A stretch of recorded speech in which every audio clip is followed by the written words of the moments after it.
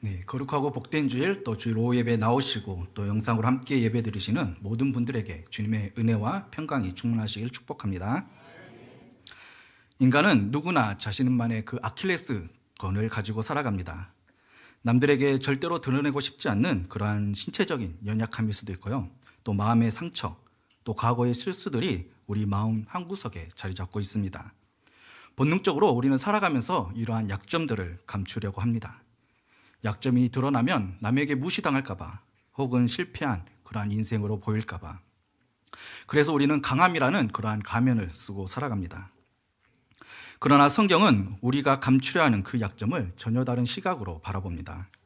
하나님께서는 우리를 완벽해서 강한 사람을 찾은 것이 아니라 오히려 자신의 연약함을 정직하게 인정하고 하나님 앞에 나아가며 주님만을 의지하며 살아가는 그 사람들을 통해 주님의 그 위대하신 일을 이루며 나아가십니다. 우리가 성경에 만나는 이 믿음의 사람들도 흠이 많고 연약한 사람들이었습니다. 믿음의 조상 아브라함은 위기의 순간마다 아내를 누이라고 속이며 또 하나님보다 자신의 생명을 먼저 붙들었던 그러한 연약함이 있었습니다. 야곱은 형과 아버지를 속이며 그 하나님의 약속의 그 말씀을 붙들고 싶었지만 그 약속의 말씀을 인간적인 그러한 방법으로 이루려고 했습니다. 모세는 그 순간에 자신의 그러한 분노를 이기지 못해서 사람을 또 죽이고 광야로 도망치는 그러한 사람이었습니다. 기드온은 그 하나님 앞에, 하나님의 부르심 앞에 두려워서 거짓 표징을 구하며 하나님 앞에 나아갔습니다. 베드로 역시 자신의 그러한 믿음을 과신하다가 두려움 앞에서 주님을 3번이나 부인하고 저주하는 뼈아픈 실패를 경험했습니다. 그럼에도 불구하고 하나님은 그들을 포기하지 않으셨습니다. 오히려 그들의 연약함과 약함과 그들의 실수 가운데 하나님께서 능력을 나타내 주셨습니다.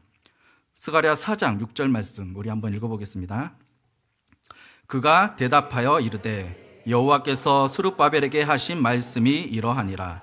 만군의 여호와께서 말씀하시되 이는 힘으로 되지 아니하며 능력으로 되지 아니하고 오직 나의 영으로 되느니라. 아멘. 하나님의 역사는 인간의 조건이나 인간의 그 능력으로 되는 것이 아니라 바로 하나님의 능력으로 되는 줄 믿습니다. 미국의 붕사 무디가 스코틀랜드에서 집회를 열었습니다. 한 자매가 깊은 절망 가운데 그 집회를 참여했는데요. 그녀는 배운 것도 없고 가난했습니다. 그렇다고 자신의 삶이 거룩했던 것도 아니었습니다. 그래서 하나님이 자기 같은 사람에게는 관심이 없을 거라고 여겼습니다.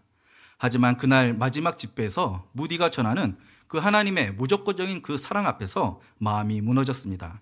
그녀는 갑자기 벌떡 일어나 앞으로 나와서는 하나님, 내 모습 이대로 받아주옵소서라는 눈물로 고백했습니다. 이 고백에 감동한 엘리사 해밀턴 부인이 시를 썼고 무디의 동역자 생키가 그게 곡을 붙여서 우리가 즐겨 부르는 찬송가 214장이었습니다. 내 모습 이대로 주 받으옵소서, 날 위해 돌아가신 주 날 받아주소서. 아멘. 하나님은 우리의 잘난 것만 골라 받으시는 분이 아니십니다. 우리의 연약한 모습, 부서진 모습, 우리의 있는 그대로의 모습을 받아주시고 우리의 빈자리, 우리의 연약한 그 마음 가운데 하나님이 채워주십니다. 사도 바울 역시 그 인간의 연약함 위에 하나님의 능력이 머무는 그 은혜를 몸소 체험했습니다. 그에게는 몸에 고통을 주는 육체의 가시가 있었습니다. 이를 제거해달라고 하나님 앞에 간절히 기도했지만 주님이 주신 응답을 우리는 기억해야 합니다. 고린도 후서 12장 9절 말씀입니다. 나에게 이르시기를 내 은혜가 내게 족하도다. 이는 내 능력이 약한 데서 온전하여 짐이라 하신지라. 그러므로 도리어 크게 기뻐함으로 나의 여러 약한 것들에 대하여 자랑하리니 이는 그리스도의 능력이 내게 머물게 하려 함이라. 아멘. 바울은 자신의 약할 그때가 곧 그리스도의 능력이 강하게 머무는 강함의 시간이라는 것을 깨달았습니다. 사도 바울은 이 깨달음을 바로 머릿속으로만 머무는 것이 아니라 그의 삶으로, 그의 모습으로 이렇게 드러난 믿음이었습니다. 이 믿음에 증명된 현장이 바로 오늘 빌립보서의 그러한 배경이었던 로마 감옥입니다. 사도로서 복음을 전하다가 감옥에 갇힌 이 상황, 우리가 어떻게 보면 인간적으로 가장 무력하고 약해진 순간입니다. 그 안에 진정한 자유도 없고 미래도 불투명하며 당장 먹을 것, 내 마음대로 할 수 없는 철저한 결핍의 그러한 상황입니다. 하지만 바울은 어떠합니까? 그 감옥 속에서 오히려 기뻐함으로 노래합니다. 그 절망적인 약함의 자리를 통하여서 이겨낼 수 있는 구체적인 능력이 무엇이었습니까? 바로 오늘 본문의 말씀에 나오는 11절과 12절에 나오는 이 자족입니다. 우리 11절, 12절 말씀 한번 읽어보겠습니다. 내가 궁핍함으로 말하는 것이 아니니라. 어떠한 형편에든지 나는 자족하기를 배웠노니 나는 비천에 처할 줄도 알고 풍부에 처할 줄도 알아. 모든 일, 곧 배부름과 배고픔과 풍부와 궁핍에도 처할 줄 아는 일체의 비결을 배웠노라. 아멘. 바울이 말하는 이 일체의 비결은 상황에 상관없이 만족하는 그러한 법입니다. 즉 자족하는 삶의 태도인데요. 우리는 외모와 우리의 물질, 심지어 우리 신앙생활 속에서도 우리는 끊임없이 다른 사람과 비교하며 우리의 마음은 점점 작아지고 위축됩니다. 그러나 그리스도인의 진정한 만족은 우리가 더 많은 것을 누리고 더 많은 것을 소유하는 데 있지 않습니다. 자족은 나의 환경보다 나를 붙드시는 그 하나님이 크시고 위대하신다는 그러한 확신에서 나오는 영적인 여유인 줄로 믿습니다. 우리의 신앙의 위기는 우리가 상황이 나빠져서 우리가 신앙적으로 위기가 찾아오는 것이 아니라 내 신앙이 어떻게 해야 됩니까? 환경에 의해서 내 신앙이 결정될 때 우리가 위기가 찾아옵니다. 환경이 냄비 신앙이라고 그러는데요. 우리가 환경이 좋을 때 이렇게 뜨겁게 달아올리다가도 조금만 어려워지면 우리의 입술은 늘 불평하고 불망하며 이렇게 살아가는 것. 이게 바로 환경의 지배를 받는 신앙인데요. 하지만 환경을 압도하고 그 환경을 넘어서는 그리스도인은 다릅니다. 비천할 때도 내가 연약하며 그 하나님 앞에 내세울 것 없을 때도 나는 주눅들지 아니하고 또 풍부할 때도 하나님이 부어주시는 그 넉넉함으로 교만하지 않고 감사함으로 살아갑니다. 어떠한 형편에서도 흔들리지 않는 이 일체의 비결은 바로 오직 주님의 능력을 경험한 그 사람들을 통하여서 나올 수 있는 영적인 훈장인 줄로 믿습니다. 바울은 이 감옥이라는 자신의 그 가장 약한 처지를 주님의 능력을 경험하는 그러한 장소로 바꾸었습니다.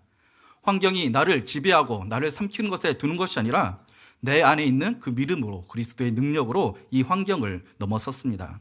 이처럼 환경을 넘어서는 힘, 바로 그 핵심이 오늘 본문 13절에 담겨져 있습니다. 우리 13절 말씀 힘차게 한번 같이 읽어보겠습니다. 내게 능력 주시는 자 안에서 내가 모든 것을 할 수 있느니라. 아멘. 우리의 능력은 돈이나 명예나 세상의 조건에서 비롯된 것이 아닙니다.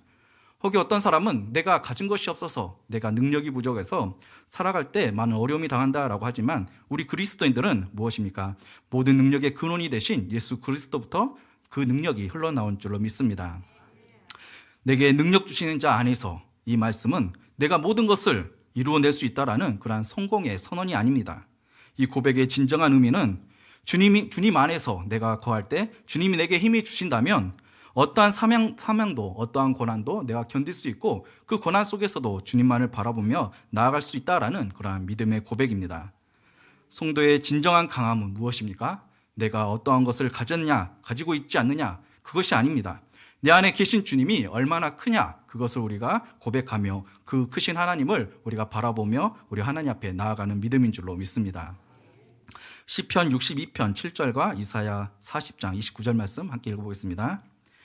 나의 구원과 영광이 하나님께 있으며 내 힘의 반석과 피난처도 하나님께 있도다.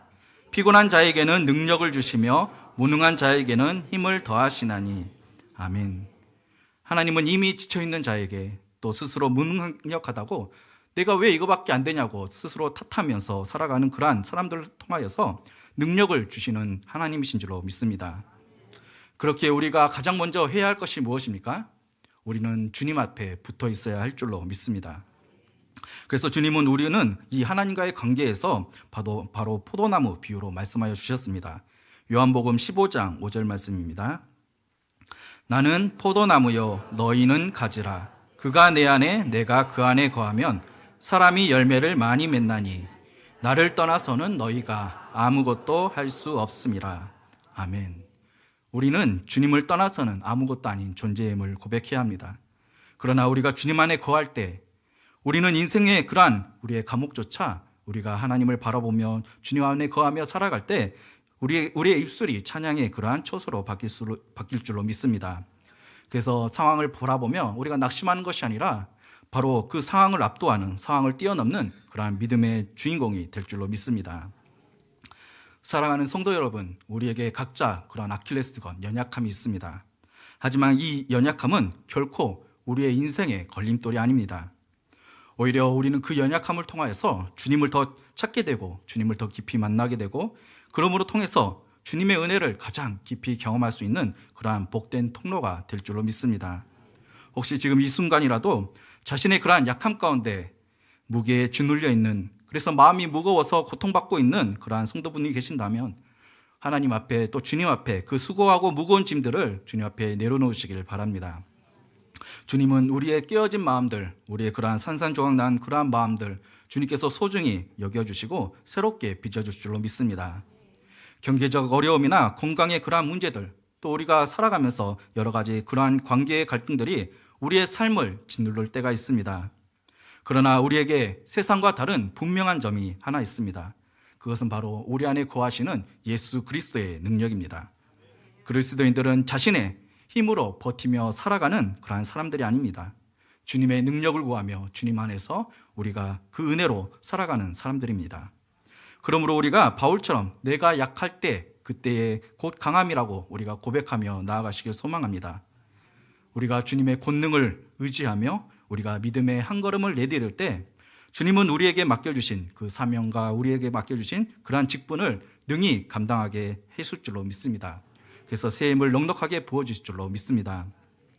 세상은 자기의 힘으로 자기의 능력으로 살다가 그 한계 앞에 부딪히면 쓰러지고 넘어집니다.